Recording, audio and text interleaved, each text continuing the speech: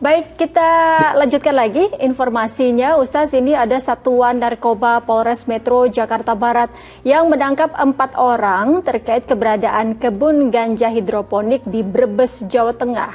Keempat tersangka yang memiliki peran yang berbeda, ada yang sebagai pemakai, petani ganja, serta pemilik kebun ganja.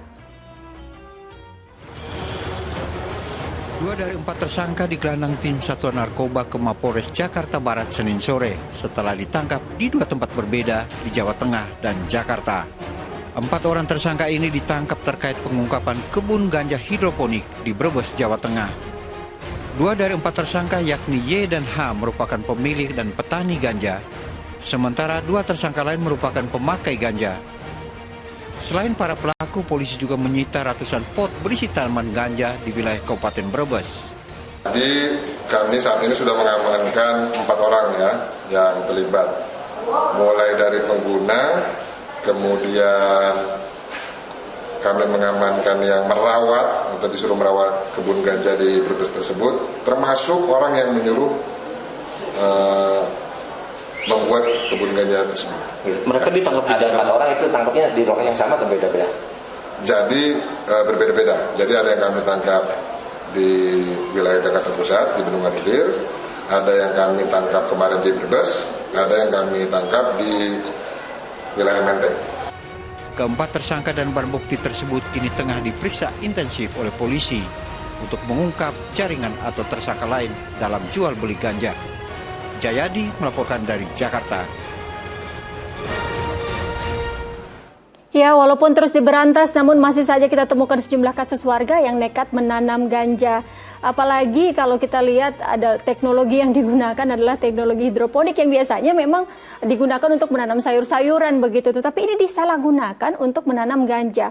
Ustaz, mungkin bisa Ustaz jabarkan begitu, mengapa ganja ini diharamkan, dikeluarkan fatwa haram, padahal ini kan juga sebuah tanaman yang kadang digunakan sebagai herbal begitu ya, untuk bumbu atau masakan di Aceh bahkan begitu. Namun ketika digunakan untuk hal yang lain mungkin akan efeknya memberikan efek mabuk begitu. Ya, jadi larangan homer itu kan artinya sesuatu yang menutupi gitu.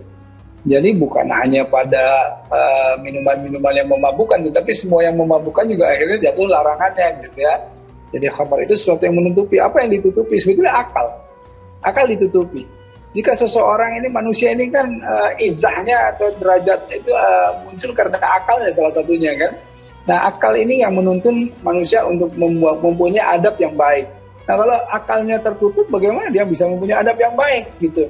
Makanya kalau orang tiba-tiba membunuh, melakukan hal-hal yang buruk gitu ya, itu biasanya mereka bilang apa, saya nggak sadar melakukannya. Nggak sadar padahal dia bisa melakukan itu. Artinya kalau nggak sadar harusnya pingsan kan gitu. Tapi bukan itu maksudnya nggak sadar. Artinya tertutuplah akal sehatnya, tertutuplah jalan pikiran-pikiran yang benarnya gitu. Nah, inilah sesuatu yang menutupi, inilah yang kemudian disebut homer. Nah, sementara istilah lain untuk yang memabukkan atau yang namanya narkotik ya, yang namanya sabu dan lain-lain gitu ya, yang memabukkan itu disebutnya al-mukhaddirat, itu sesuatu yang apa namanya membawa kerusakan kepada jasad dan akalnya dan pikirannya gitu. Jadi inilah yang kemudian membuat bahwa semua yang kemudian memabukkan ya, semua yang kemudian yang tadinya juga tidak memabukkan tapi kan ala dalil bitahrimihi, ada dalil yang atau alasan yang mengharamkannya, seperti misalnya gini, ada lem ini kan sebetulnya nggak haram ketika dia dipakai sesuai dengan fungsinya. Tetapi ketika diisap-isap dan jadi mabuk ya jadi haram.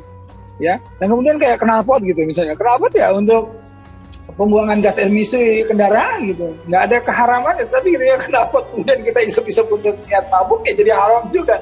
Ya. Nah, hal-hal yang semua yang kemudian niatnya innamal a'malu binniyat untuk menjadikan mabuk gitu.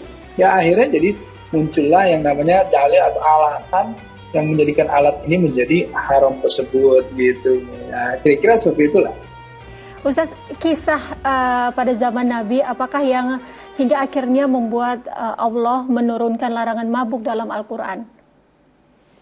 Ya, kalau ini kan apa namanya bertahap ya gitu ya, bertahap. Jadi kayak misalnya ya sesuatu yang memabukkan ini kayak misalnya dulu kan yang namanya alkohol atau khamr itu kan ada manfaatnya juga gitu ya. Jadi masih ada manfaatnya, tapi lebih banyak ketika orang tidak proporsional dia akan membawa orang kepada sesuatu yang memabukkan gitu. Nah, jadi disinilah kemudian muncul Umar itu sebetulnya menatap langit, dan kemudian ketika orang-orang diperintahkan untuk mengurangi yang namanya minum, orang-orang itu akhirnya minum itu setelah Isya gitu ya. Mereka tuh minum-minum gitu ya setelah Isya, karena kan nggak boleh mereka itu sholat sambil mabuk kan gitu. Tapi Umar belum dilarang gitu ya, baru kemudian perintahnya untuk dikurangi gitu.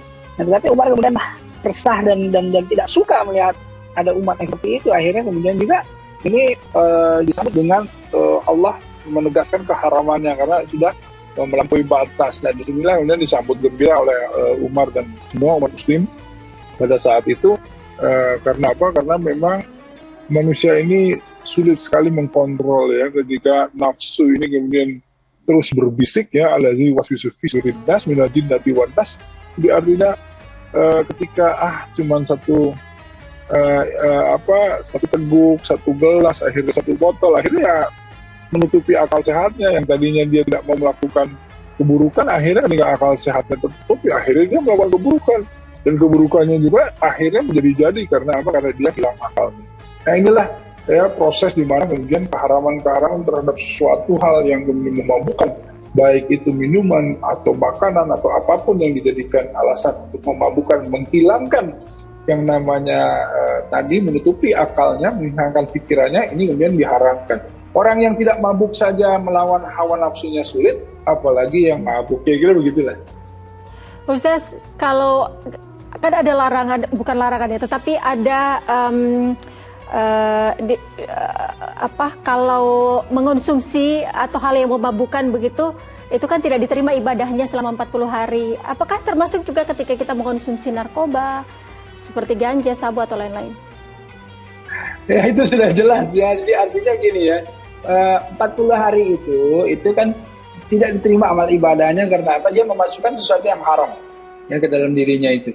Nah, kalau kita lihat ada sainsnya, alasan sainsnya adalah ternyata di ilmu kedokteran ya, 40 hari itu makanan itu tidak bisa diurai. Selama 40 hari itu baru hilang terurai dari tubuh gitu. Jadi Allah itu tidak menyukai orang-orang yang mencampur adukan yang yang suci dengan yang kotor gitu ya, yang hak dan yang batil itu tidak bisa disatukan. Nah, tidak bisa dicampurkan gitu ya. Nah, karenanya ketika orang itu memasukkan sesuatu yang haram, 40 hari dia tidak diterima sampai dia terurai habis gitu. Dan itu pun harus terus-terusan orang tersebut juga menjaganya. Ini kan 40 hari pertama, seminggunya lagi, minum lagi 40 hari kedua, dan akhirnya tidak hilang-hilang itu unsur-unsur keharaman di tubuhnya. Nah, ini kan bukan hanya 40 hari nilai ibadahnya itu tidak diterima saja, tetapi kan mengundang dosa juga. Dan dosa inilah kemudian konsekuensinya apa? Konsekuensinya dia harus menggugurkan dosa-dosa dengan apa?